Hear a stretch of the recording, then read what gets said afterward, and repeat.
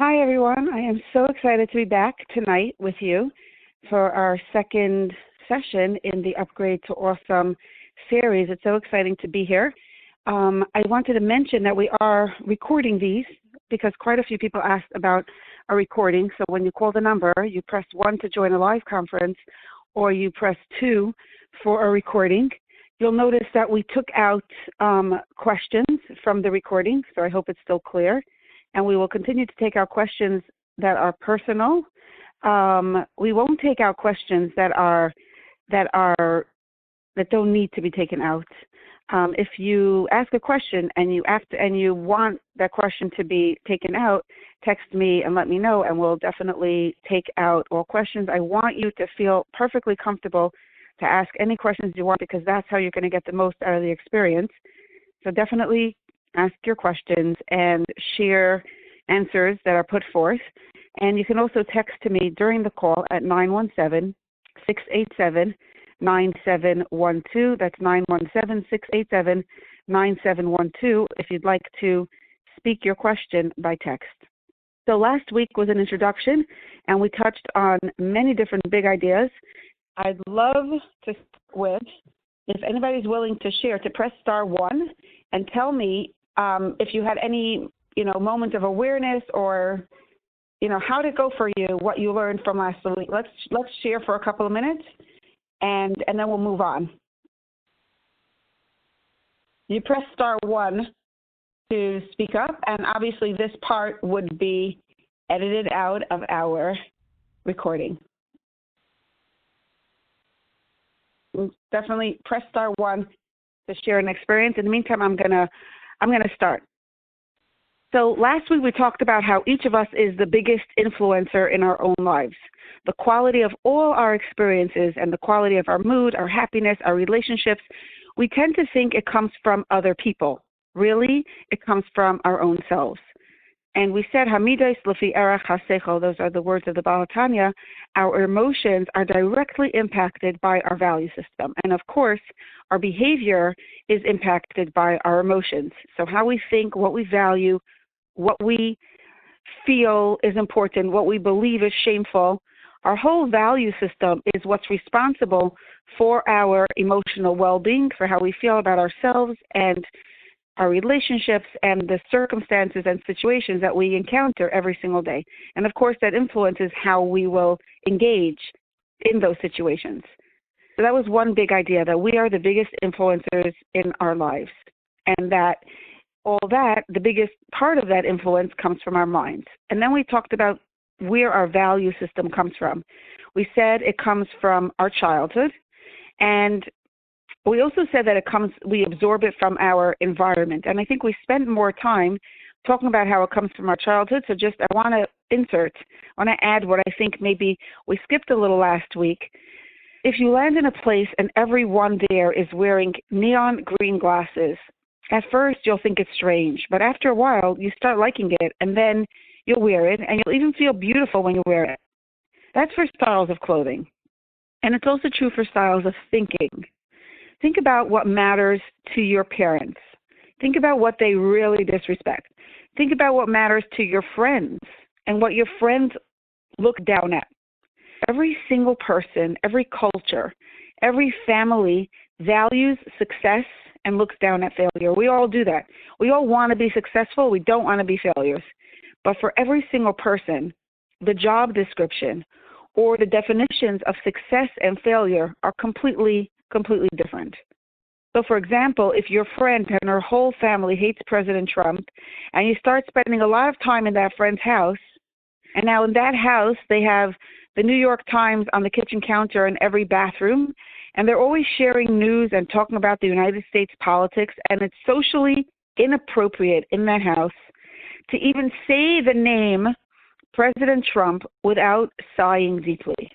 If you say anything positive about him, people in that house will look at you as if you're a primitive, uneducated, substandard human being. That's how it is. In their minds, in that house, President Trump is a huge disaster, a massive failure, and you are a complete failure if you don't agree with that. Now, the first time you're in that house, you might be taken aback by that extreme attitude. But if you hang out there for a number of hours, for a longer period of time, after a while, you start feeling sorry for the people who don't mind that Mr. Trump is our president. You start valuing the opinion of the New York Times. You start seeing their editors as the most authoritative voice on American news and on American culture and respectable culture. When someone quotes the New York Times, all of a sudden it means something to you. That opinion has value. People who admire President Trump become shameful. What happened? Your definition of success and failure, your definition of respectable and unrespectable was impacted by your environment. You cannot be in a place, in a setting, in a situation, in a culture, and not be impacted by the prevalent attitudes of that place. And you know how they say, okay, I'm going to skip that. I'm going to say it. You know how they say, tell me who your friends are and I'll tell you who you are? That's really not a true statement, obviously. But the little bit of truth in that is that we are very strongly impacted by the values and beliefs of the people around us. So let's pause and think about this for a moment. When you consider the word success, when I tell you who's a successful person, what picture comes to your mind? And when you think about the word failure, what picture comes to your mind? Please press *1 without thinking too much. Okay, let's have somebody be brave and press *1. Tell us, what does the word success mean to you? Okay, it's okay. A challenge? Again, what was that? Achievement. Okay, beautiful. Anyone else? That's success. Any other definitions for what success is? What's failure? Okay, so I want to... Hello. Hi, we hear you. And with that comes money, of course, right? Right. And that's pretty interesting because we're talking about which world are we talking about when we say that? Are we talking about secular world? Are we talking about the frum world? It's both in some ways.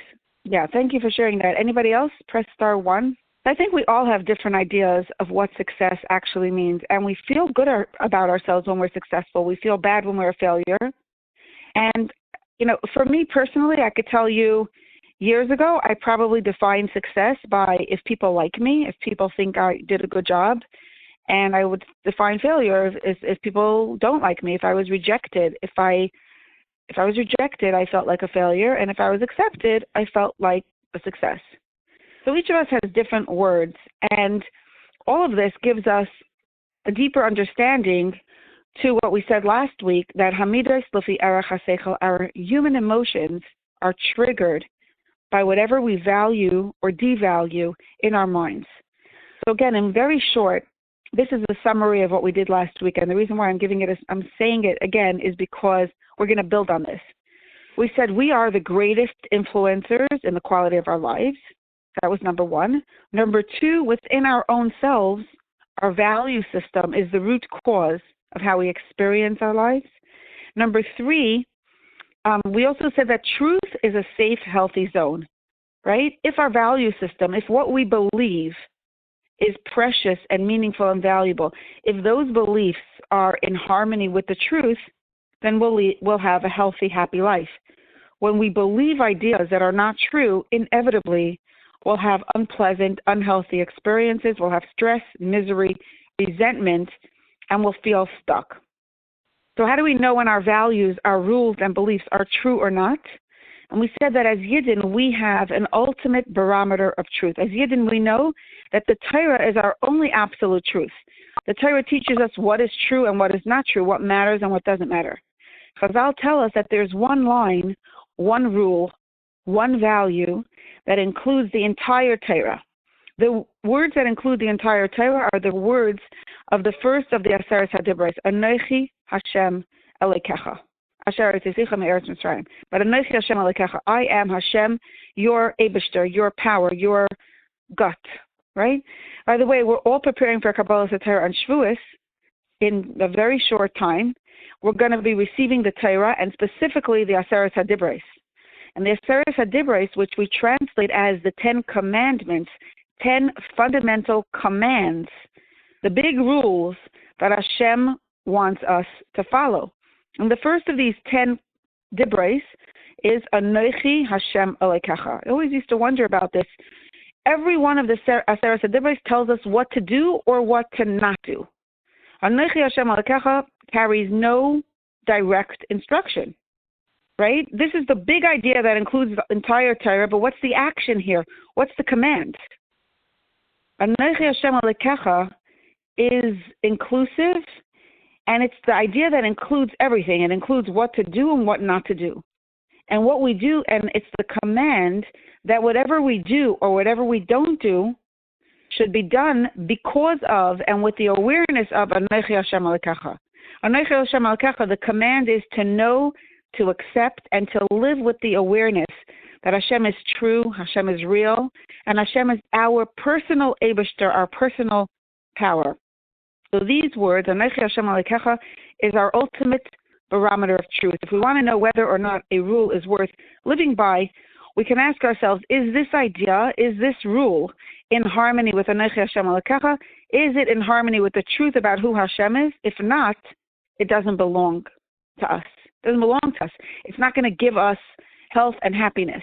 And if yes, we embrace it and we continue to live with it and ride on it and fuel our lives upon it.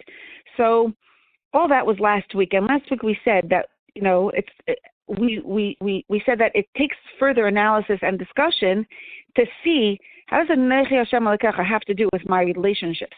How does it have to do with my practical day-to-day life? It's spiritual. It's not a physical idea. So that's what we're going to come to understand today. And the way we're going to do this is we're going to look at one rule that most people typically believe to be true. And we'll hold it up to the truth of Anochi Hashem Elokecha. We'll filter it through that lens. You know how when you want to drink pure water, you need a filter, right? Because as water travels through pipes, it picks up lots of things that we don't want to have in our bodies. So before we drink it, we put it through a device that's called a filter. And what the filter does is it catches everything that we don't want to have in our water that we're going to drink, because we don't want to have those things, the particles, the chemicals, whatever it is, in our systems, in our bodies. And it's the same with our minds. Each of us, as we have traveled through life, each of us has picked up ideas that are not necessarily in our best interests, and they might even be destructive to us. We don't want these ideas in our minds. We don't want to be controlled or even influenced by ideas that are not true, that are not helpful, or that are destructive. So Baruch Hashem, we have a filter. The truth of Anochi Hashem Elokecha is like a device that filters out any idea that we don't want to be controlled by. How does this filter work? How does it work? So before we see how this works, let's remember what we talked about before. When you see bugs in your water, or when it's very fuzzy, you know this water needs a filter, right? And with our minds, it's the same thing. Because we don't typically look at our minds. We just do. We're going through our day. We're so busy. Who has time to even think? Who has time to, look inside at what's going on? So just like when you see bugs in your water, or when you see the water is very, very fuzzy and it looks dirty, you know, hello, that's a wake-up call that really this water needs to be filtered. It's the same thing when you look at yourself and you feel stressed out, miserable, resentful, or just down and out. That's how you know it's time to use your filter. And why am I saying this is because we said before that MS, truth, is always safe, secure, and energizing. So the minute you're feeling the opposite of energized, when you feel disempowered, that's a sign, and it's a fail-proof sign. It always is true. That's a sign that there's stuff in your water that doesn't belong there. I mean, that's a sign that there's an idea in your mind that doesn't belong there. And the second you recognize this idea, you can see it, identify it, and be willing to let go of it, your emotions will completely change. Your whole experience will completely change. Now, obviously, this is all theory. I'm very excited because right now what we're going to do is we're going to apply this whole thing to a very practical idea that we can all relate to. And at any time, if you want to ask a question, jump in and ask a question. I want to see how all of this works in the biggest, most impactful lie that many of us believe. Okay, there's one lie that so many of us believe, and I know that I believed this lie for many, many years, and I know that all our misery and self-pity and resentment comes from this lie. A lot of it, I shouldn't say all, a lot of it, so much of it, comes from this lie. And this is the lie about who we are. How we see ourselves is the most important part of how we feel and how we experience everything in our lives. Interestingly, the entire Sefer Tanya, which is a book of spiritual tools for emotional wellness, really, that's part of what, that's one way of translating it. Some people could say it's a book about Avodas Hashem, but it's also a book of just emotional wellness. The entire Sefer begins with the question of how we should see ourselves. It begins with the question of who are we? How am I supposed to look at myself? With what lens, what labels should I give myself? And the reason this is so is because ultimately, and in the Tanya's words, in the Baal Tanya's words, it's not that a person who does enough Averos earns the title of a Rasha, it's the opposite. When a person sees themselves as a Rasha, they will do Averos. If we see ourselves as a Rasha, we behave like one. If we see ourselves as a Beinoni, we behave like a Beinoni.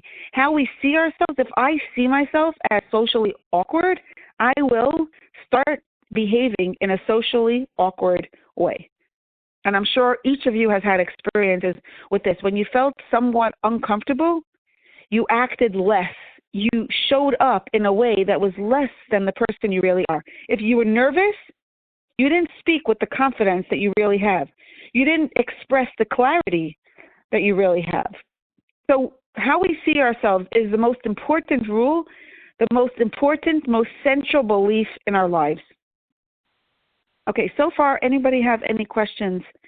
I'd love to know that I'm not like I can't see you, so I can't see what you're thinking. I mean, I can't see if you're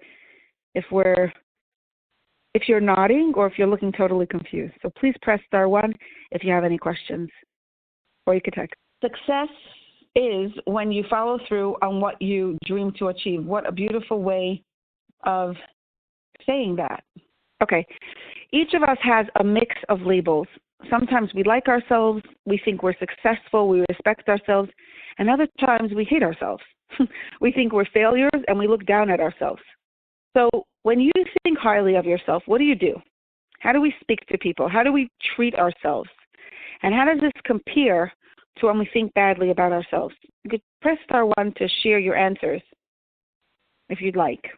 Right? How does it compare when you think highly of yourself in a situation when you feel confident and secure? How do you show up? How do you speak to the people around you? How do you treat yourself? And how does that compare to when you feel totally intimidated and less than the people around you? I could tell you for myself, when I feel, when I like myself, and I think highly of myself, when I respect myself, I'm happy, I'm more energized, I'm kinder to people, I'm generous, I'm giving, I'm loving, I'm patient, and I could bounce back more easily. I guess I would say I'm more resilient. And when I don't respect myself, when I feel intimidated, I become awkward, I become hesitant, I won't offer help as easily, I won't give as much, and I will probably be more easily hurt and offended. I have a much easier chance of getting into the dumps. So I would say that when we start feeling sorry for ourselves, when we see ourselves as less than ideal, as not good enough, we feel miserable and victimized by our reality. Remember before we said that truth is a safe zone and always takes us to strength and joy? While the opposite of truth does the opposite. So here we have one example, right? Self-respect must be the truth, and disrespect for ourselves or for others is a lie. How do I know How do I know that it's a lie? Because it takes me to bad places. The minute it takes me to misery or self-pity or resentment, I already know it's a lie. I already know something's off. I need to go get my filter and try to see what exactly it is that's off. But for sure, if I'm feeling disempowered, something's off in how I'm seeing myself. So if disrespect for ourselves always leads us down a negative, disempowering spiral, then we know it's a lie. And now that we know it's a lie, we could use the filter to identify the lie so we can see it and then let go of it. Okay. Please, if you have any questions so far. Positive emotion that could have a negative belief?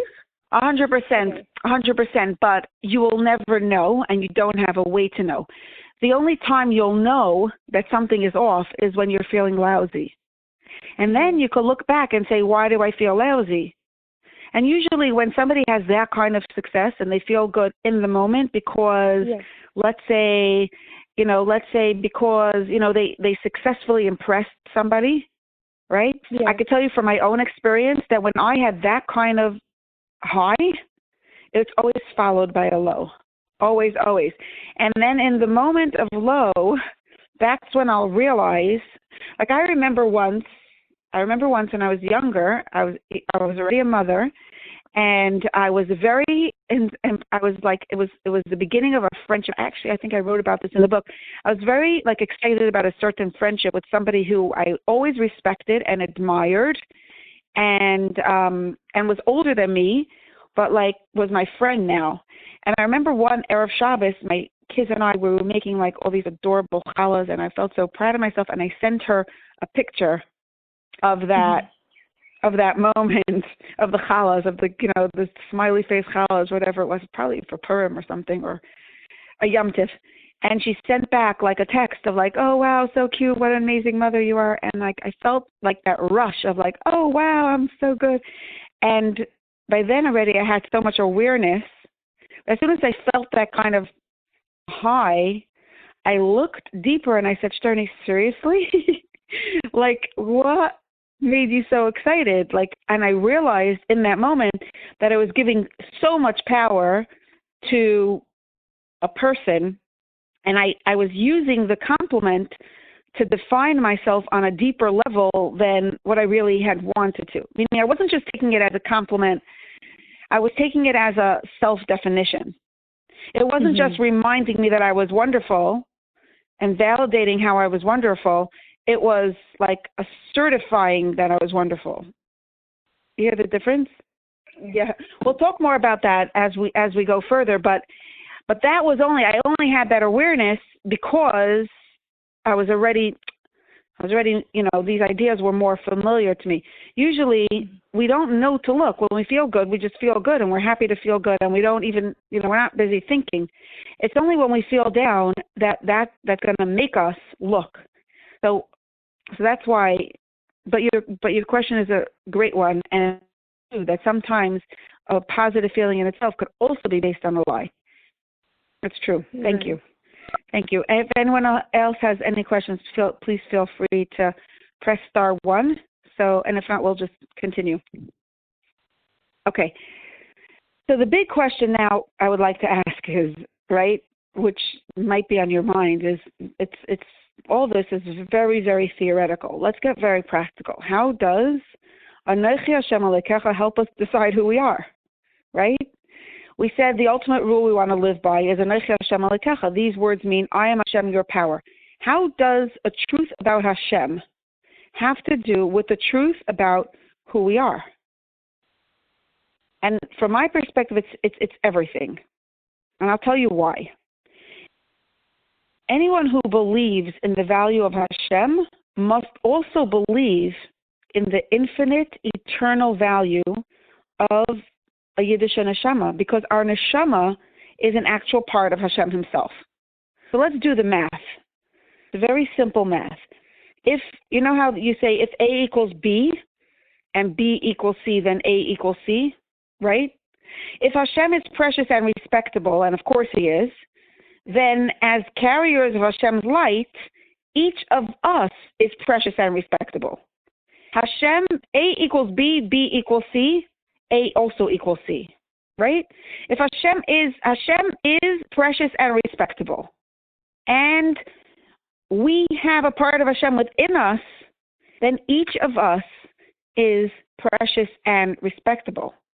That's the rule. That's the truth about who we are. The fact that at this moment Hashem is investing a part of himself within me and within you gives each and every one of us unconditional worthiness and dignity. We're not just good, we're awesome. We're beyond good enough. We're beautiful. We are a source of magnificent, unstoppable light in this world. Hashem is infinite and eternal. Hashem is beautiful. Hashem is everything wonderful and positive. So too, because we have an neshama, we are each infinite and eternal. There are no limits or conditions to our worthiness. Just like you can't say if Hashem behaves, then he's good, and if he doesn't behave, then he's... No. From the perspective of our neshama, there's no limits or conditions to our worthiness. There's no positive personality trait we cannot be. Nothing could stand in the way of our beautiful flow of light, because that light, our inner light, our neshama, is an actual part of Hashem himself.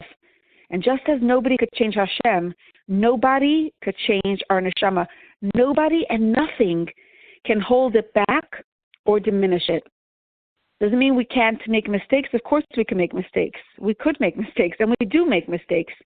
Not only that, but we could also forget about our neshama, or we could ignore it.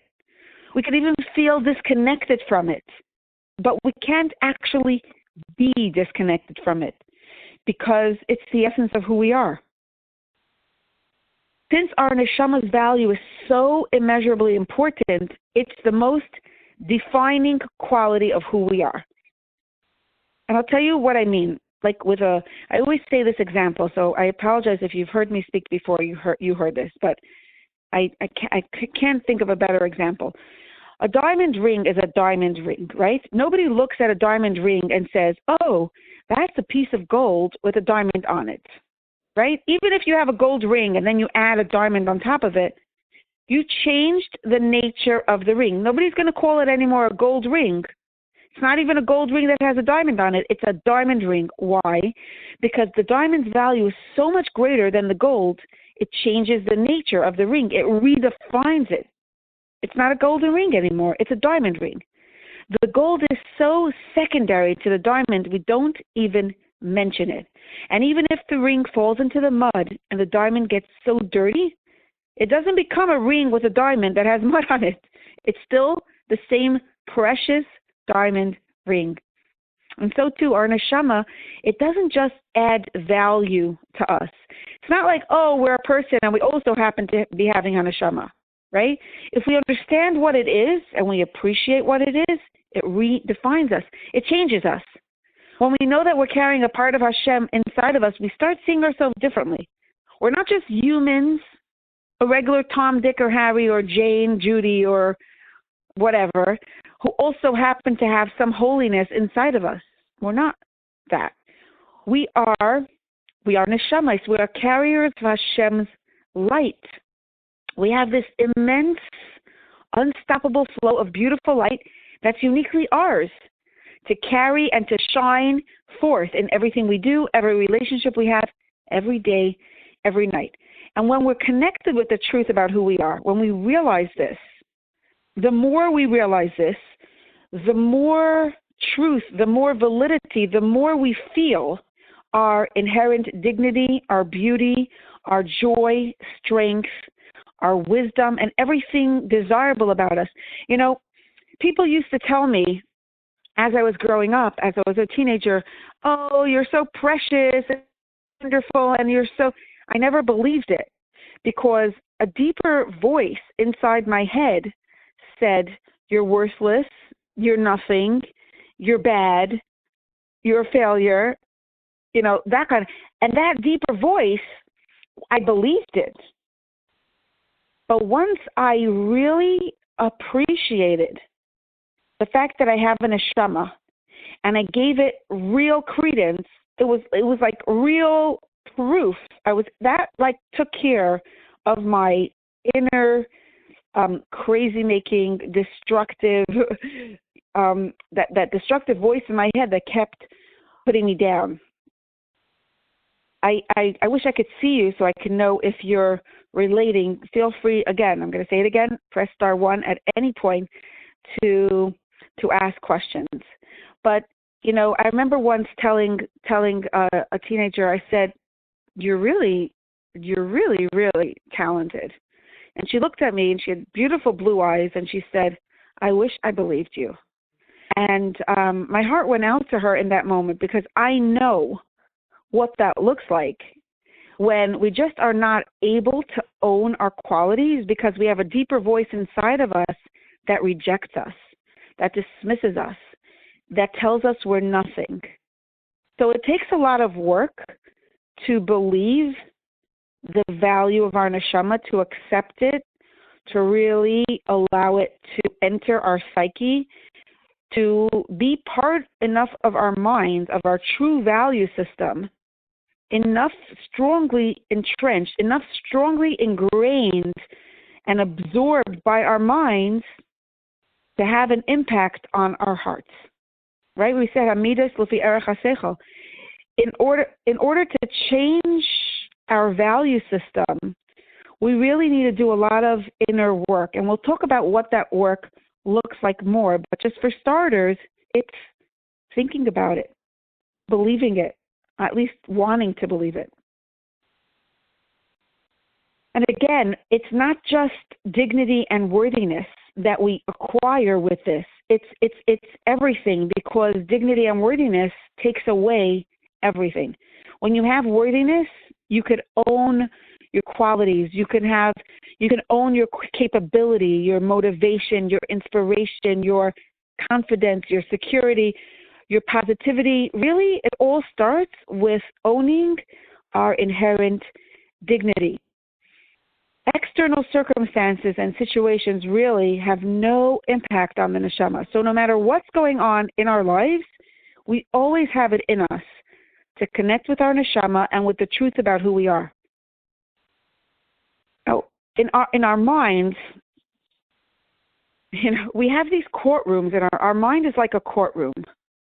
Our mind is like a courtroom. There's a judge, a prosecutor, there's a defense, and think about every label, every negative experience, every unpleasant idea that pops into your head. It's like an invitation to a court case.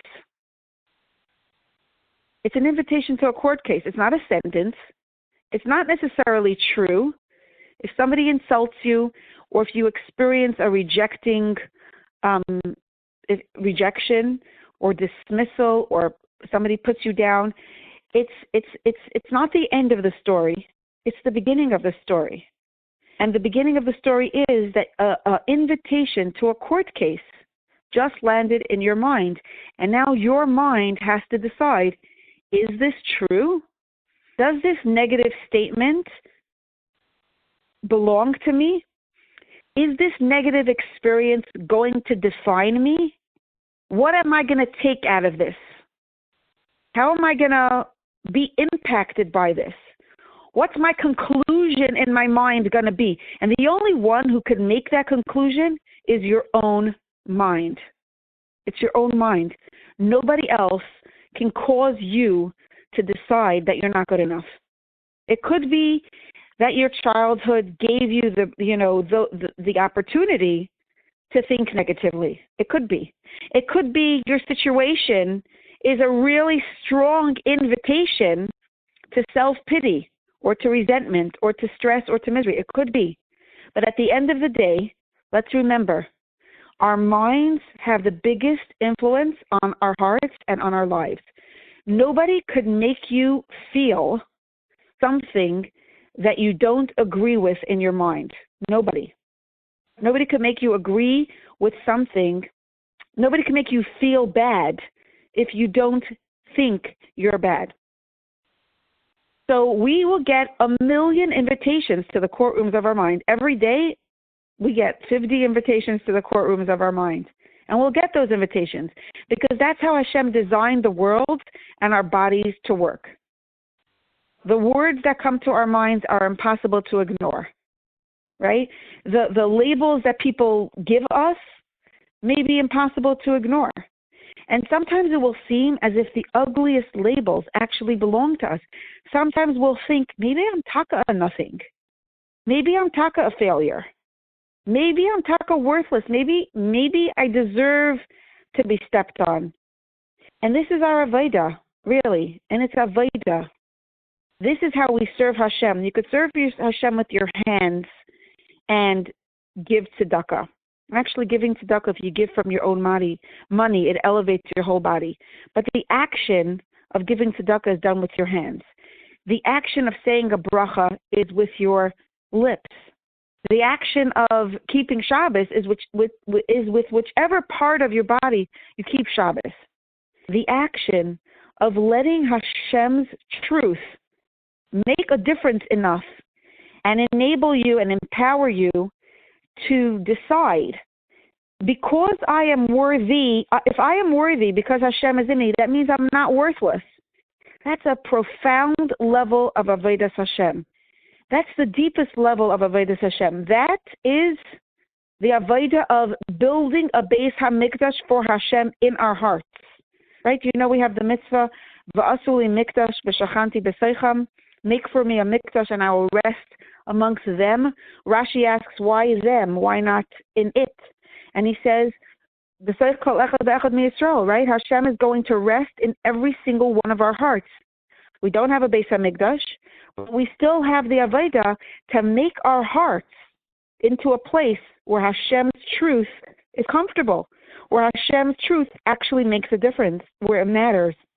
And the way we do that is this. It's by choosing the Torah's rule about who we are, choosing Hashem's rule about who we are.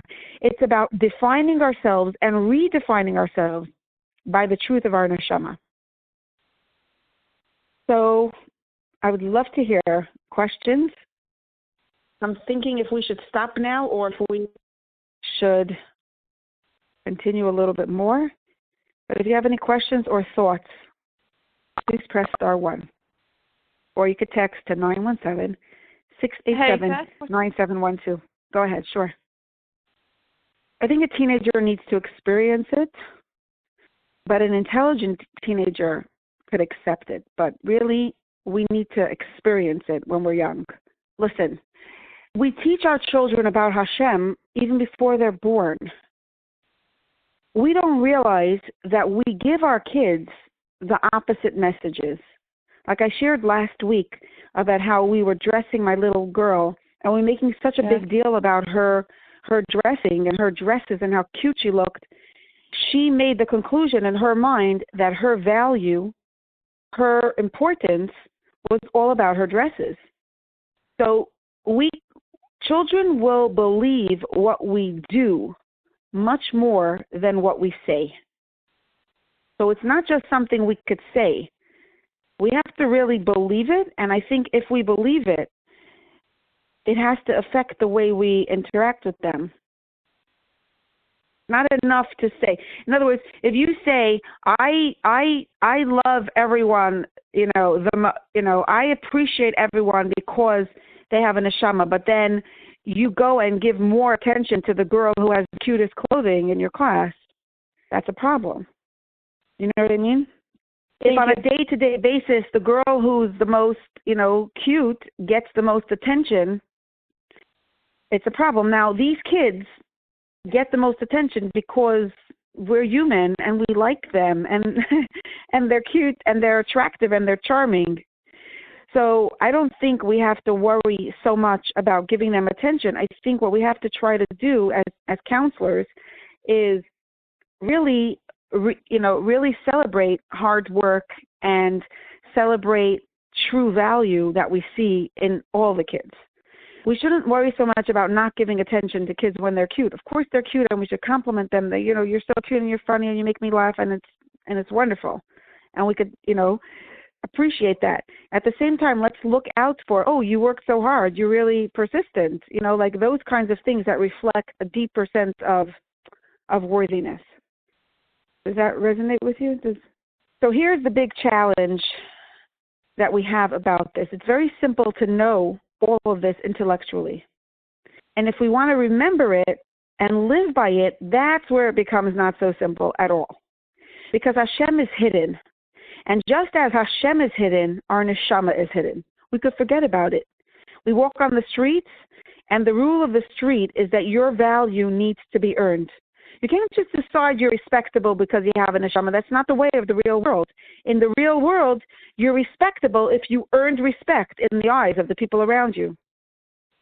So everyone in our world operates in a way that, the rule of the world that everyone goes by is that people and circumstances define us. I am beautiful if the people in my life think I'm beautiful, right? So then if in other words, and today with social media and with texting and putting our pictures out, this has become a much, much, much, much bigger thing. Like, I need those likes because otherwise, who am I? I need everyone to say that I'm beautiful. You know, we go to weddings and the first thing everyone says is, "Oh, you look so beautiful." I even read in one of the Jewish magazines, if it was Bina or Mishpacha, I don't remember. That proper etiquette at a wedding is to tell the Bala Simcha that she looks beautiful. It's like proper etiquette. So we make such a big deal about looking beautiful, and make no mistake, it's a good thing to look beautiful, and it's a natural thing for a woman to want to look beautiful, and for all of us to feel better about ourselves when we feel like we look beautiful. At the same time, do we really? I want to separate between being beautiful and looking beautiful. We are beautiful because we have a neshama, and a neshama is beautiful, so we're beautiful. Now, how beautiful do we look? Okay, that's also important, right? So we think that we need compliments in order to feel good about ourselves. We forget that we could generate the good feelings about ourselves and about every person in our lives just by connecting with the truth of who we are. So if I want to feel beautiful right now, I don't need another like on my picture. I don't need to put cover up on my face. I don't need more makeup, although I might want to have more makeup because I'm not saying that there's anything wrong with makeup, but I'm saying if I want to generate a good feeling about myself, it's not the only way to do it. I can also just spend a minute, think about who I am, and really connect with that. And that in itself, if I really believe it, that will generate a good feeling about myself from within my own self, even if I never got dressed and walked out the door. So the challenge of our labels, the challenge of taking on definitions that don't belong to us, the challenge of giving ourselves all these bad words is really the same thing as the challenge of living in Galus. Are we going to remember Are we going to remember that Hashem is the only one in charge of the world? Are we going to remember that our neshama is the only part of us that defines us? Or are we going to get swept up on the ride of some wild idea, somebody else's idea that denies the truth about Hashem and about our neshama?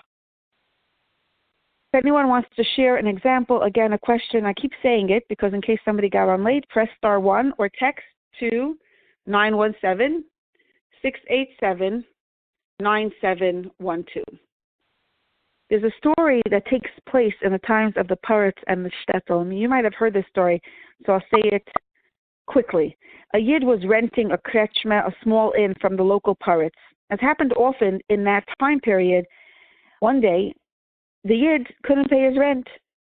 And another month passed and he still couldn't pay his rent. The Paritz eventually threw him and his entire family into a dungeon.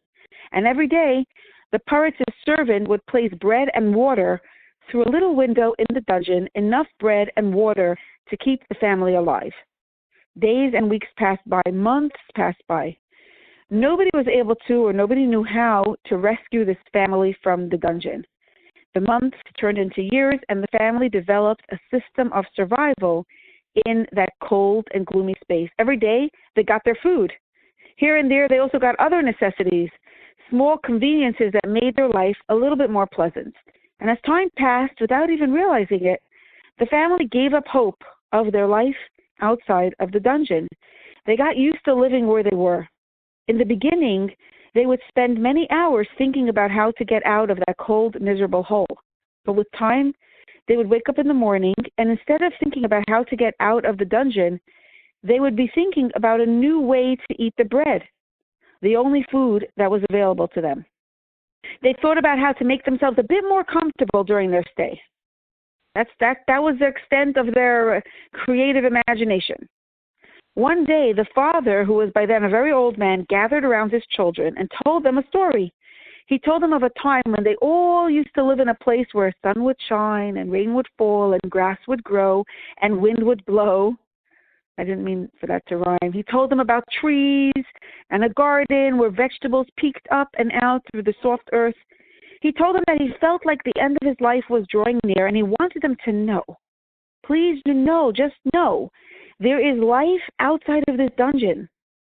And he blessed them that they should come to know this life, which was so much better than the life that they knew that day.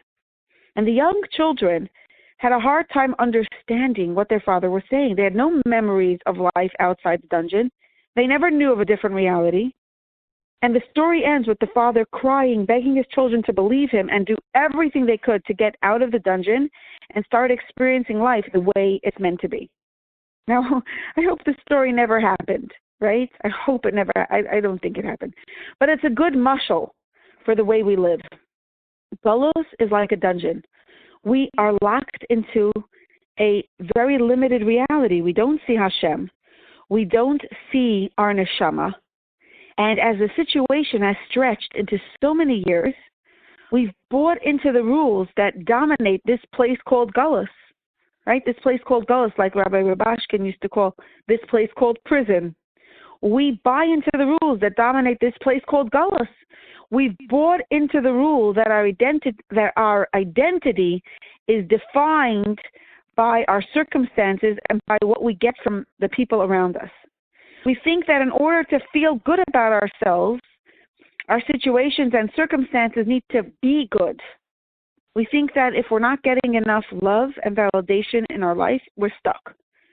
If we can't manage to impress the people we want to impress, then we really feel like failures.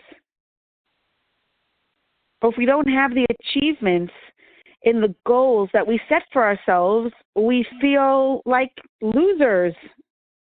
If someone else has more than us, if someone had greater achievements than us, if they seem to have reached their goals better than we have, then we feel like, what are we worth?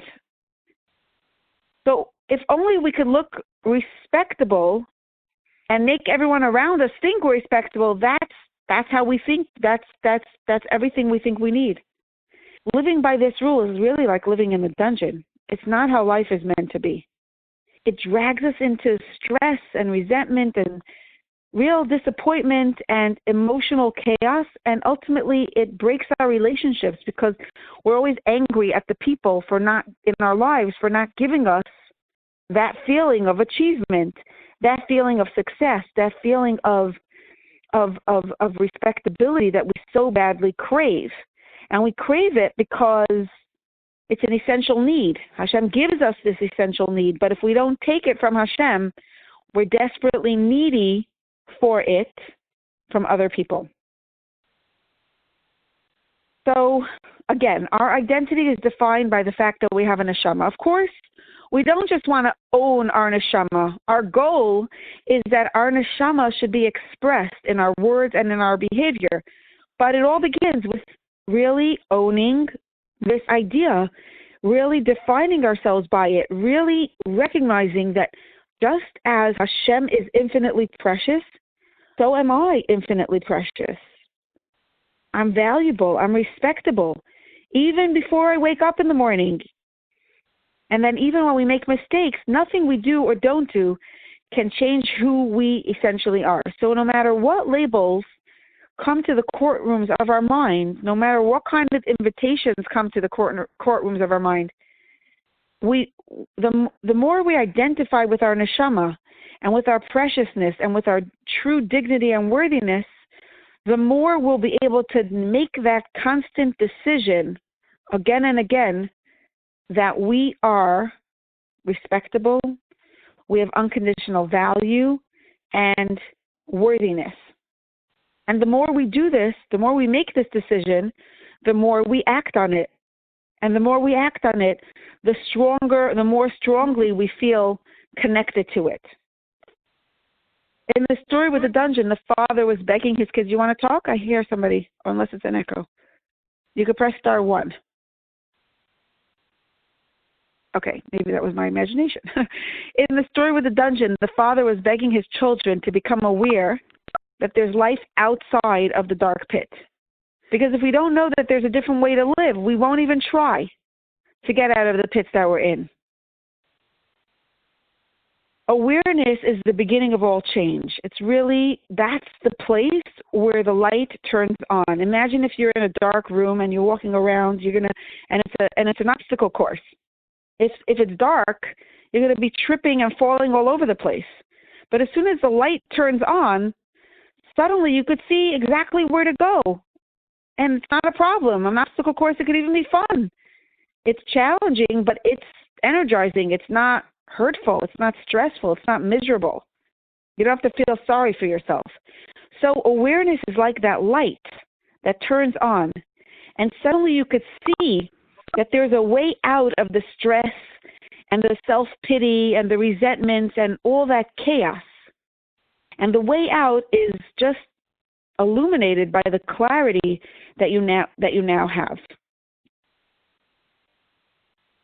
So let's remember who we are. That's the name of this game. Yeah, the world we live in operates by the rule that we are defined by external success and failure, by the impressions that other people have of us, right? Everything is about making a good impression, impressing people so it looks good on our resume.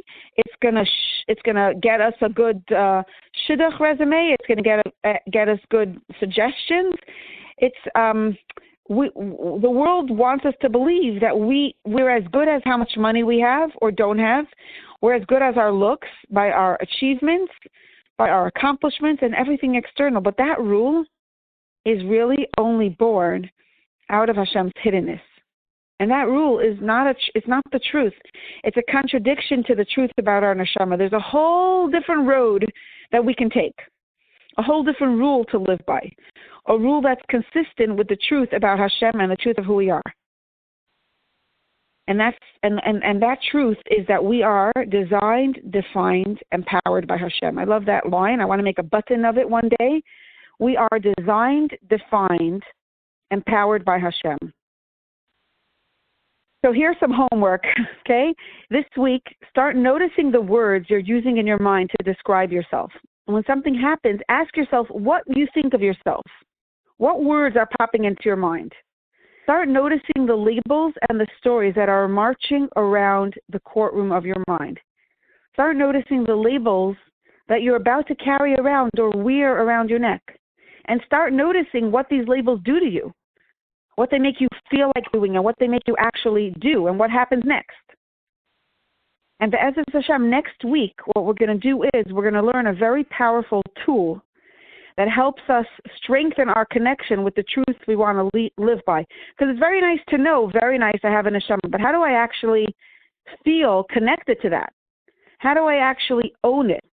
How do I actually really absorb that idea so that it could make a difference? That's what we'll talk about next week. For now, our main goal is to experience a moment of awareness, a moment in which we notice that there's a rule going on here, that there's something going on in my head that I might not even want to subscribe to. Find a moment in which you're thinking or acting as if your identity and your value depends on the people and situations in your life. When I gave myself this homework, that's how I recognized when I was so excited about that text from an ordinary person, I was like, wait, that text was not from God. That text was not from the Rebbeinu Shalom.